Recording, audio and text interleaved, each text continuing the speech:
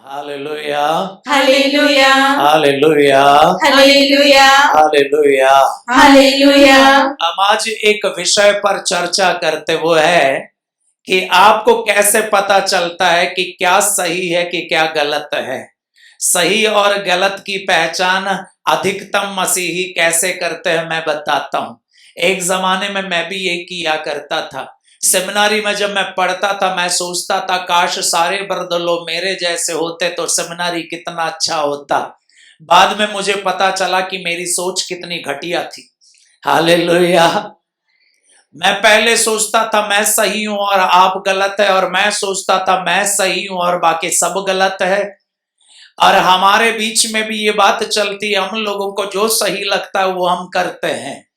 लेकिन मेरे बड़े भाई और मेरी बहन, आपको जो सही लगता है जरूरी नहीं है कि वो सही हो, वो गलत भी हो सकता है। आमीन। आमीन। आप नाराज तो नहीं है ना? नहीं। मैं आज सुबह आपसे ये कहने आया हूं मेरे भाई, आपको जो लग रहा है सही है वो शायद गलत भी हो सकता है। और मेरी बहन, आपको जो सही लग रहा है वो भी शायद गलत हो सकता है। और हे फादर, जो मुझे सही लगता है शायद वो भी गलत हो सकता है। मतलब गलती किसी से भी हो सकती है। और आपको पता बड़े भाई, अधिकतम मसीह लोग सही और गलत की पहचान कैसे करते हैं? अंदर की आवाज आती है। क्या? अंदर की आवाज। अंदर की आवाज आपको बताती है ये सही है तो आपको लगता है ये सही है। अंदर की आवाज ये बताती है गलत है तो आपको लगता है ये गलत है। आप मुझे बताओ, अंदर की आवाज क्या हमेशा पवित्र आत्मा की आवाज होती है? मैं आपको समझाता हूं। अधिकतम लोग अंदर की आवाज पर चलते हैं। अंदर की आवाज को हम हिंदी में अंतःकरण कहते हैं, इंग्लिश में कॉन्शियंस कहते हैं। और अधिकतम लोग अपने कॉन्शियंस पर ही चलते हैं। और कोई अगर हमारे पास सलाह लेने आते हैं तो हम उनको क्या सलाह देते हैं मालूम है?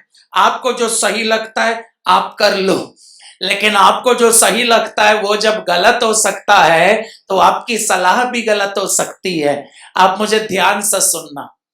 अरुणाचल प्रदेश में एक समय हुआ करता था जब छठवीं उंगली के साथ एक बच्चा जन्म लेता था, तो वहां के लोग एक जमाने में उन बच्चों को शैतान के बच्चे मानते थे।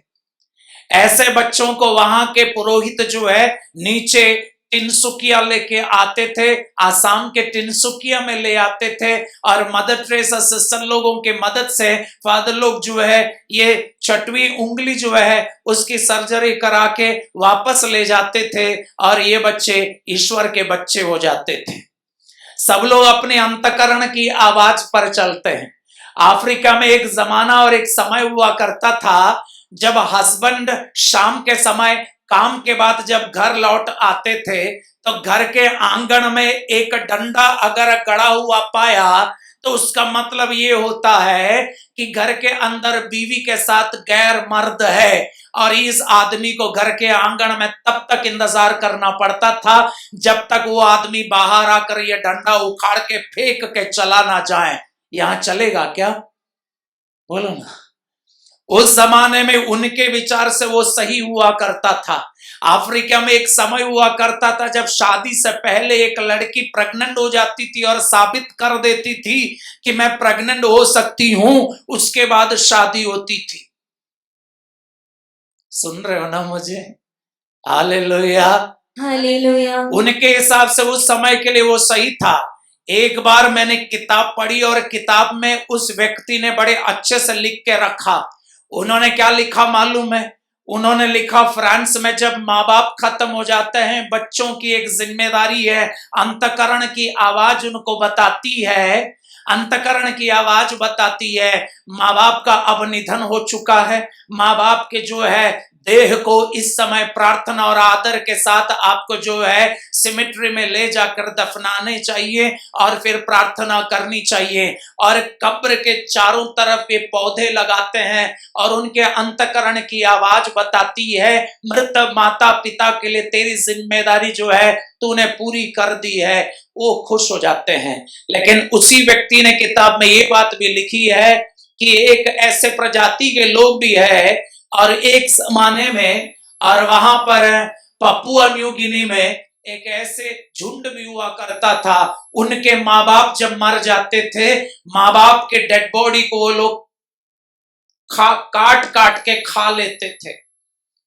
ध्यान से सुनना। और उस किताब में वो व्यक्ति कहता है माँ बाप की डेड बॉडी को वे लोग काट काट के खा लेते थे। और उन्होंने अपनी किताब में ये बात भी लिखी है, मुझे नहीं पता वे पकाते थे कि नहीं पकाते थे, लेकिन वे खा लेते थे। और उसके पीछे की लॉजिक भी तो सुन लो। उनकी सोच ये है कि माँ बाप की डेड बॉडी को अगर मिट्टी में गाड़ देंगे तो कीड़े खा लेंगे, तो उससे अच्छा है हम ही खा लें। मेरा कहना बस मेरे भाई ये है कि आपके अंदर की आवाज जरूरी नहीं है कि वो पवित्र आत्मा की आवाज हो। आपके अंदर की आवाज जरूरी नहीं है कि वो ईश्वर की आवाज हो। आपके अंदर से जो आवाज आ रही हो सकता है आप ही ने उस आवाज को अंदर डाले हो, इसलिए अंदर से जो आवाज आती है वो आवाज बदलती है। क्योंकि अमेरिका में जो सही है वो शायद इंडिया में गलत है, और इंडिया में जो सही है वो शायद नेपाल में गलत है। और पुराने जमाने में जिन चीजों को हम गलत मानते थे आज वो शायद सही है, आज जिनको हम गलत मानते हैं कल वो सही है। तो ये अंतकरण की आवाज गलत हो सकती है। घर में झगड़ा क्यों होता है मालूम है? आदमी अपने हिसाब से उनको जो सही लगता आदमी करता है, औरत को जो सही लगता औरत करती है, बच्चों को जो सही लगता है बच्चे करते हैं। तो इसी वजह से घर में जो युद्ध शुरू हो जाता है, क्योंकि सब लोग अपने अपनी पसंद अपने अपने को जो सही लगता वही करता है। मेरे भाई मेरी बहन, आपको जो सही लगता है वो शायद गलत भी हो सकता है। एक दूसरे को हाथ मिलाओ, बोलो शायद गलत भी हो सकता है। बोलो ना। बड़े भाई हाथ भी नहीं मिला रहे, बैठे हुए हैं। हालेलुया। मुझे देखना। हालेलुया। हालेलुया। अब मुझे देखना। इसलिए सूक्ति ग्रंथ अध्याय 16 वचन 25 में लिखा है, सूक्ति ग्रंथ book of proverbs chapter 16 verse 25। सूक्ति ग्रंथ स्तोत्र ग्रंथ के तुरंत बाद सूक्ति ग्रंथ अध्याय 16 वचन 25। मुझे देखना, आप लोग उधर मत देखो, मैं देख लूंगा, आप मुझे देखना। हालेलुया। हालेलुया। सूक्ति ग्रंथ अध्याय 16-25 में लिखा है, कुछ लोग अपना आचरण सही समझते हैं लेकिन अंत में मृत्यु तक ले जाता है। There is a way that seems to be right but in the end leading to death. आपको सही लग रहा है लेकिन आपको जो सही लगता है बाद में आपको पता चलेगा गलत है। पूरे मोहल्ले के लोगों ने आपको समझाया बेटा इनके साथ शादी मत करना, पूरे खानदान के लोगों ने आपको समझाया बेटा इनके साथ शादी मत करना, और पूरे परिवार के सभी लोगों ने आपको समझाया बेटा इनके साथ मत करना। आपके अपने माँ बाप ने भी समझाया बेटा मत करना, गलत हो सकता है। लेकिन बेटी के अंदर इतना जोश था, बेटी ने कहा मैं करूं शादी तो इन्हीं से करूंगी शादी, नहीं तो मैं मर जाऊंगी। मजबूर होकर माँ बाप ने शादी करा दी।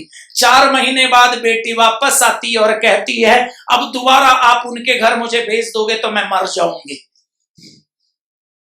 हालेलुया। मतलब पूरी दुनिया जब आपको बताती है बेटा गलत रास्ते में तुम जा रहे हो, और तब भी आपको समझ में नहीं आता है क्योंकि आपको लगता है जिस रास्ते में आप जा रहे हैं वो रास्ता सही है। इसलिए बाइबल सूक्ति 16-25 में कहता है कुछ लोग अपना आचरण सही समझते हैं लेकिन अंत में मृत्यु तक ले जाएगा। मेरे भाई अब पढ़े लिखे होंगे, समझदार होंगे, ज्ञानी होंगे, आपको पूरे आसमान और धरती और अधोलोक के सारा ज्ञान प्राप्त होगा, लेकिन फिर भी मैं कहता हूं मेरे भाई गलती हो सकती है।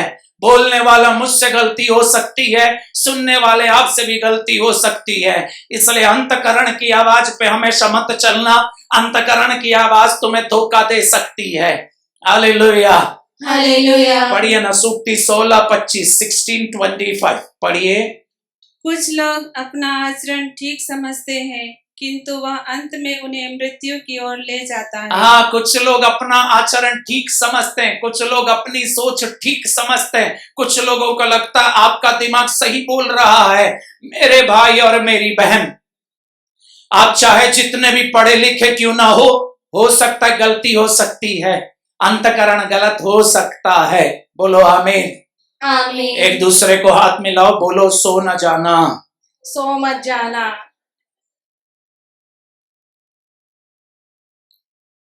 कोई सो नहीं रहा था, मुझे एक घूंट पानी पीना था इसलिए। हालेलुया। हालेलुया। मुझे देखना। Hallelujah, hallelujah. हालेलुया। हालेलुया। आज मैं आपको बस ये समझाना चाहता हूं, बाइबल में ये बात नहीं लिखी है कि यदि कोई मुझे प्यार करता है तो अपने अंतःकरण के अनुसार जी ले। ये बाइबल नहीं कहती है। ओहो, आपने सुना कुछ नहीं? हाँ, मैं कहता हूं अधिकतम कैथोलिक और मसीही लोग सही और गलत की पहचान अंतःकरण की आवाज के अनुसार करते हैं, लेकिन मैं कहता हूं मेरे बड़े भाई, आपसे गलती हो सकती है। पापा, बड़े आदर और सम्मान से मैं आपके सामने ये बात रखना चाहता हूं। पापा, आपसे भी गलती हो सकती है। माँ, आपसे भी गलती हो सकती है। केवल बच्चों से नहीं, बच्चों से गलतियां होती है, लेकिन सबसे गलतियां हो सकती है। तो इसलिए बदलने वाली एक आवाज पर आप भरोसा मत रखना, क्योंकि अंतःकरण की आवाज गलत हो सकती है।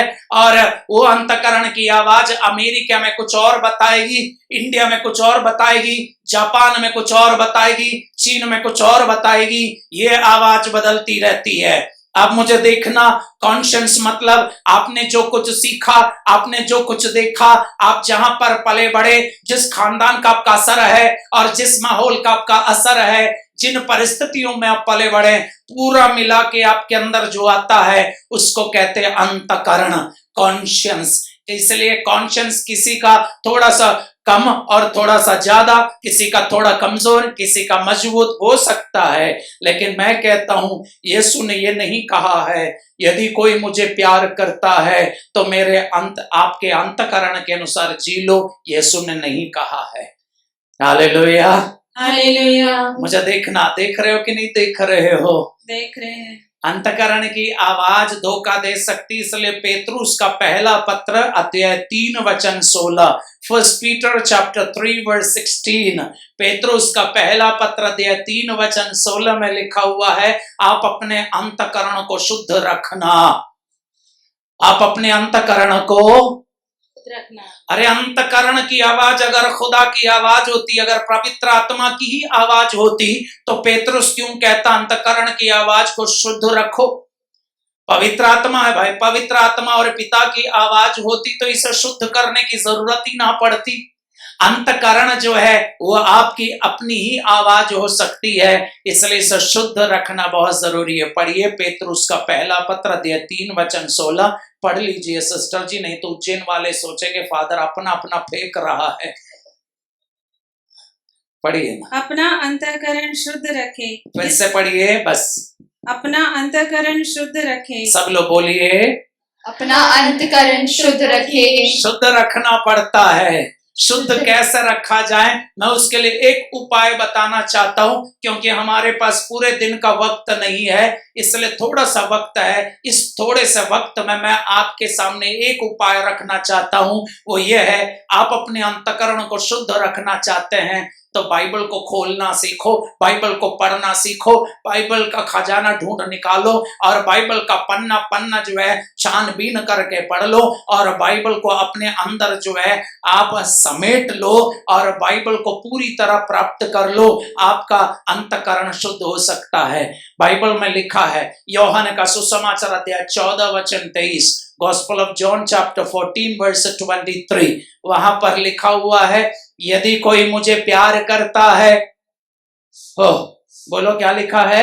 यदि कोई मुझे प्यार करता है तो वो मेरे वचन पर चलेगा, और जब मेरे वचन पर चलेगा मेरा पिता उसे प्यार करेगा, हम आकर उनके अंदर निवास करेंगे। ये बाइबल में लिखा है। Hallelujah, hallelujah. पढ़िए यूहन्ना अध्याय 14 वचन 23, पढ़िए 23।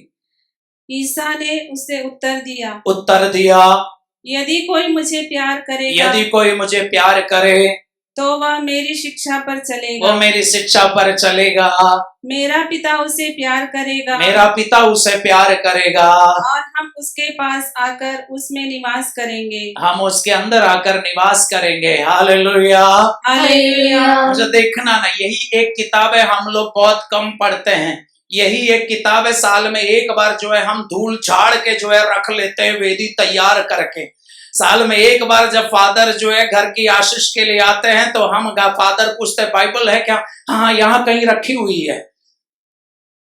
साल में एक बार फादर घर की आशीष के लिए आते हैं तो हम ये किताब को है जो है धूल झाड़ के रख लेते हैं, सज तज के। मैं आपको बताऊं, हमारी टीम में एक सदस्य हुआ करते थे जो एक जमाने में हिंदू धर्म के सदस्य हुआ करता था, मंदिरों में बैठकर ढोलक बजाया करता था। और उसके बाद उन्होंने यीशु को जाना और यीशु को जानने के बाद बैठ के बाइबल पढ़ना शुरू किया। और मैं आपको बता दूं, वो कहता था जब बाइबल पढ़ना मैंने शुरू किया, दिन खत्म हुआ पता नहीं चलता था, रात पार हो जाती थी पता नहीं चलता था। और बहुत ही कम समय में उन्होंने पूरी बाइबल पढ़ ली। और मैं आपको बताऊं, 2007 में हम पहली बार मिले और 2007 से पहले उन्होंने बाइबल पढ़ना शुरू कर दिया था। और इतने सालों में कम से कम 25 बार उन्होंने पूरी बाइबल पढ़ ली है। किसी हिंदू परिवार में पला बड़ा और उत्तराखंड के काशीपुर के सरकारी स्कूल में जो है पढ़ाई की। और वहां पर उन्होंने यीशु को एक बार पाया। जब यीशु को पाया, यीशु के साथ ऐसा नाता जुड़ा कि उसने बाइबल पढ़ना शुरू किया। और इतने सालों में कम से कम 25 बार बाइबल पढ़ के रख लिया। अपने घर को उन्होंने एक प्रेयर सेंटर में बदल दिया। फिर बाद में एक ट्रस्ट को रूप दिया। उसका वो खुद जो है प्रेसिडेंट बना। आज पूरे भारत में वचन सुनाता हुआ घूमते हैं और उनकी एक पूरी टीम उनके साथ तैनात है। कैथोलिक लोगों के सामने जब खड़ा होता है, वो कभी कभी ये बोलते हुए मैंने सुना है, अच्छा हुआ कि मैं तेरे जैसे कैथोलिक परिवार में जन्म लेके बड़ा नहीं हुआ, क्योंकि मैं भी अगर कैथोलिक परिवार में पैदा हुआ होता तो मैं भी तेरे जैसे हो जाता। हम बाइबल नहीं पढ़ते। हमारे बच्चों को सारी महंगी किताबें हम खरीद के दे देते हैं, मोबाइल खरीद के दे देते हैं, महंगी गाड़ी खरीद के दे देते हैं। जिन जिन चीजों में बच्चे उंगली लगाते हैं उन सारी चीजों को खरीद के माँ बाप दे देते हैं, लेकिन एक बाइबल खरीद के नहीं दे पाते हैं। मैं आपसे कहता हूं, बाइबल में लिखा, यीशु ने कहा, यदि कोई मुझे प्यार करता है तो वो मेरी शिक्षा पर चलेगा। शिक्षा पर कब चल पाएंगे? जब तक आप शिक्षा पढ़ते ही नहीं है, शिक्षा जानते नहीं है, कैसे चलेंगे? इसलिए यीशु से प्यार करते हैं कि नहीं करते हैं? Hallelujah, hallelujah. हेलो, आप यीशु से प्यार करते कि नहीं करते हैं? करते हैं। जोर से बोलो ना। करते हैं। कितने लोग प्यार करते हैं? जरा हाथ उठाओ, हाथ नीचे करो, नहीं तो मुझे एक तबाही देखने को मिलेगी। आप में कितने लोग बाइबल पढ़ते हैं? हाथ मत उठाना, क्योंकि यह नजारा बहुत भयानक होगा। अचार की तरह थोड़ा चखने के लिए 2 शब्द पढ़ लिया और ये मत कहना बाइबल हमने पढ़ ली ना।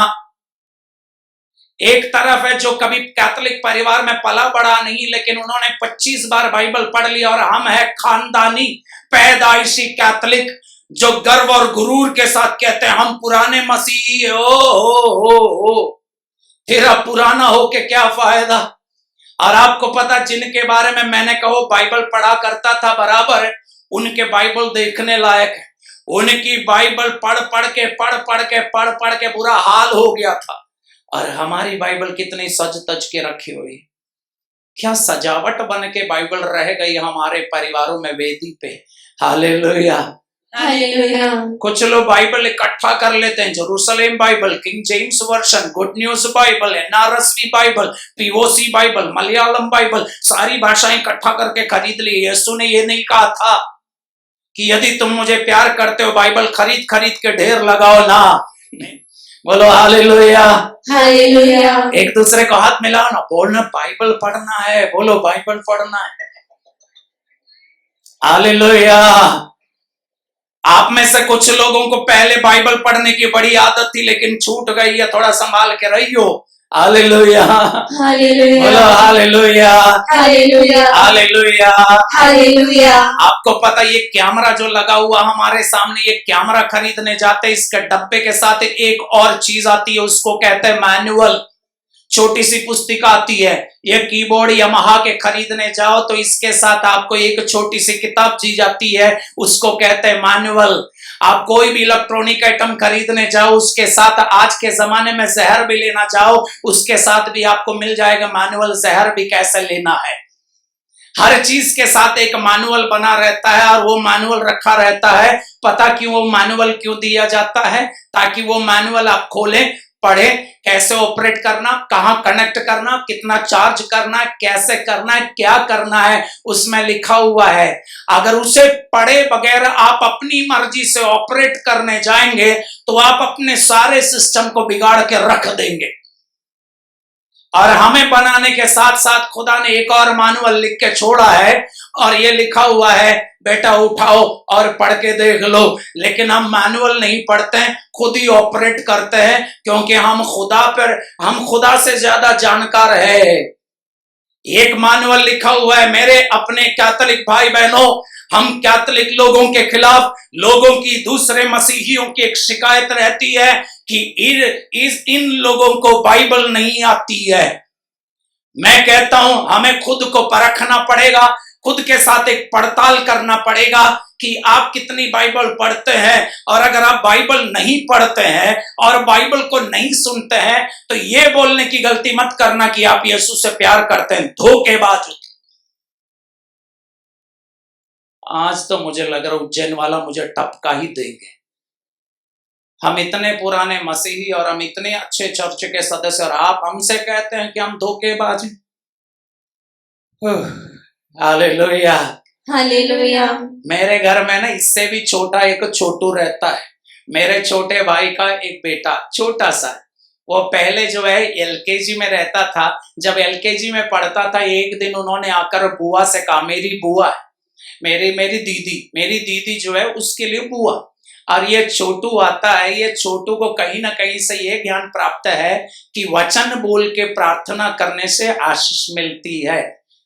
और ये आपको भी समझना है, वचन बोल के प्रार्थना करने में आशीष है, वचन पढ़ के प्रार्थना करने में आशीष है, वचन लिख के प्रार्थना करने में आशीष है, घर के दीवार में वचन लिख के चिपकाने में भी आशीष है। वचन के लिए कुछ भी आप करो आशीष है। और मेरे छोटे भाई का जो बेटा है, उसे कहीं ना कहीं से ये जानकारी प्राप्त थी कि वचन बोलने से आशीष मिल जाती है। और आपको पता, छोटू ने एक बार दीदी से कहा, बुआ एक वचन दे दो ना, मुझे प्ले स्कूल में अपने क्लासरूम का जो है लीडर बनना है, अपने क्लास का लीडर बनना है। बुआ ने उनको वचन दिया। 3 दिन बाद वचन असर कर गया। 3 दिन बाद ये वापस आता है और कहता है, बुआ लगता है कुछ कंफ्यूजन हो गया स्वर्ग में। क्या हो गया? मैंने वचन बोल के प्रार्थना की, लेकिन मैं लीडर नहीं बना, मेरी दीदी क्लास के लीडर बन गई। उनकी दीदी भी उसी स्कूल में, वो स्कूल के क्लास के लीडर बन गई। तो बुआ बड़ी अच्छी है। मेरी जो दीदी है, मेरी दीदी, उसे मैं दीदी शब्द से ही बुलाता हूं। और इतनी इज्जत है मेरी दीदी के लिए, इतना प्रेम और मोहब्बत है मेरी दीदी के लिए। शादी के 7 साल बाद मेरी जीजू खत्म हो गए, मतलब बहुत ही जवानी में मेरी दीदी विधवा बन गई। मेरी दीदी जब विधवा बनी, उनकी बड़ी वाली बेटी क्लास 1 में पढ़ती थी और उनके छोटे बेटे जुड़वे 2.5 साल के बच्चे थे। 2.5 साल के बच्चे और क्लास 1 में पढ़ने वाली बड़ी बेटी को लेकर मेरी दीदी घर वापस आई थी। लेकिन पूरी तरह उन्होंने संभाला, प्रार्थना दुआओं में वचनों में रह के उन्होंने संभाला। और मेरी दीदी ने बेटे से कहा, बेटा परेशान मत हो, प्रभु कुछ अच्छा देंगे। कुछ दिन और ये बच्चा वचन बोल बोल के प्रार्थना करता रहा और एक दिन उछलते कूदते घर आया और बोला, बुआ काम हो गया। क्या हुआ? क्लास लीडर तो नहीं बना, लेकिन मैं पूरे सेक्शन का हेड बॉय बन गया। बोलो हालेलुया। हालेलुया। किसी को बात समझ में आ रही है तो एक बार जोर से ताली बजाओ। Hallelujah, hallelujah, hallelujah. हालेलुया। इसलिए मेरे भाई और मेरी बहन, आप पढ़े लिखे हैं, आप समझदार हैं, आप किताबें पढ़ते हैं, लेकिन जीवन की एक किताब है, उसे हम बाइबल कहते हैं। ये बाइबल पढ़ना भी तो जरूरी है। आज के दिन जब वापस जाएंगे, एक बार खोल के देखना, आपके सारे सवालों का जवाब वहां पर है, आपके सारे प्रश्नों का समाधान भी वहां पर है। वो वचन बदलता नहीं है। अंतकरण की आवाज बदलती रहती है, लेकिन वचन की आवाज कभी बदलती नहीं है। इसलिए वचन में लिखा है, मत्ती का सुसमाचार अध्याय 24 वचन 35। मत्ती का सुसमाचार अध्याय 24 वचन 35, वहां लिखा है, आकाश और पृथ्वी टल जाए तो टल जाए, परंतु मेरे शब्द टल नहीं सकते। हो बोलो ना, हो। आकाश और पृथ्वी टल जाए तो टल जाए, परंतु मेरा शब्द टल नहीं सकता। हालेलुया। हालेलुया। आप पूरे भारत के किसी भी रिट्रीट सेंटर में जाओ, आप चाहे डिवाइन पोर्टा रिट्रीट सेंटर में जाओ, आप चाहे फादर डोमिनिक के सेंटर में जाओ, और फादर डैनियल के सेंटर में जाओ, और फादर सेवियर के सेंटर में जाओ, या किसी भी कोई भी कॉन्ग्रीगेशन के किसी भी रिट्रीट सेंटर में जाओ, वहां पर एक ही चीज सुनाई जाती है, वह है वचन। क्योंकि बाकी सब कुछ बदल जाता है, सब कुछ बदल जाता है। मौसम बदल जाता है, आदतें बदल जाती है, स्वभाव बदल जाता है, रवैया बदल जाती है, आदतें बदल जाती है, लोगों के तौर तरीके बदल जाते हैं, कपड़े पहनने का ढंग बदल जाता है, चाल चलन बदल जाते हैं, पूरी दुनिया बदल जाती है, संसार बदल जाता है। चाहे कुछ भी बदल जाए, तेरे लिए तेरे आदमी की मोहब्बत में भी बदलाव आ जाता है, और तेरे बच्चों का रिश्ता भी बदल जाता है, और तेरे सब कुछ बदल जाता है, हुलिया बदल जाती है, सब कुछ बदल जाता है, लेकिन वचन कभी नहीं बदलता है। वो वचन यीशु है। बोलो आमीन। आमीन। पढ़िए ना, मत्ती का सुसमाचार अध्याय 24 वचन 35, 24-35। आकाश और पृथ्वी टल जाए तो टल जाए, परंतु मेरे शब्द नहीं टल सकते। मेरे शब्द नहीं टल सकते। Hallelujah, hallelujah, hallelujah, hallelujah. तो इसलिए आज के दिन जब हम प्रार्थना करते हैं, वचन के आधार पर प्रार्थना करेंगे। आकाश और पृथ्वी टल जाए तो टल जाए, परंतु मेरा शब्द टल नहीं सकता। मार्कुस का सुसमाचार 12:31 पढ़िए सिस्टर जी। मार्कुस का सुसमाचार अध्याय 13 वचन 31, 13:31।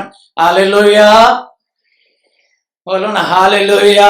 हालेलुया, एक बार फादर को देख के अच्छे से मुस्कुराओ, उसके लिए भी आशीष है। Hallelujah, hallelujah. Praise the Lord. Hallelujah.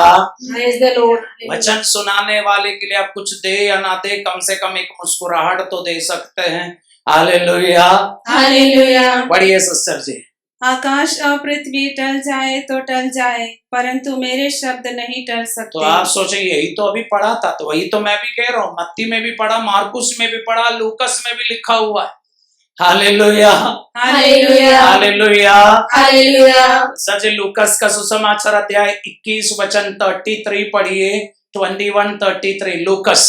Hallelujah, hallelujah. इसी गैप में एक दूसरे को हाथ मिलाओ, बोलो वचन पढ़ना है। हो मिला लो ना, हाथ मिला लो ना, हाथ मिला लो ना, किसी को मत छोड़ना। हालेलुया। मेरे भाई, अगर मसीही है, केवल बपतिस्मा का पानी सिर पे गिरने से कुछ नहीं होता है।